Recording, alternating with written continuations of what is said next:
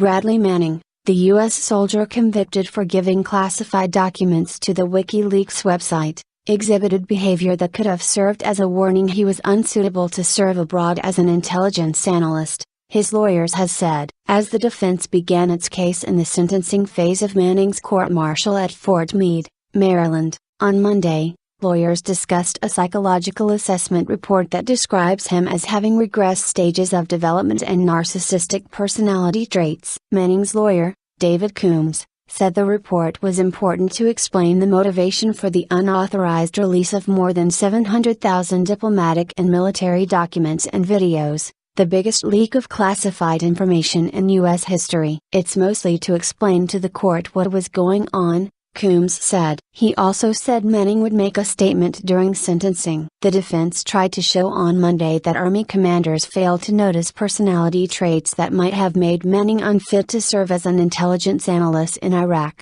where he released secret files to anti-secrecy website WikiLeaks in 2010. Prosecutors objected, saying the defense should not be allowed to use the report because they were not given prior notice. Coombs questioned Manning's brigade commander, Colonel David Miller, about whether mid-level officers failed to respond properly to behavior by Manning showing he should not be placed in an intelligence analyst position. The court heard how Manning had been referred for counseling in December 2009 and during a session, he flipped a table and in another outburst, tried to grab a gun but was restrained by another soldier. Manning, 25, was convicted on July 30 of 20 counts, including espionage and theft. He was found not guilty of the most serious count of aiding the enemy, which carried a sentence of life without parole. Manning was referred to counseling in December 2009, Miller testified. Miller said he was not told about Manning's behavior until after the leaks were published.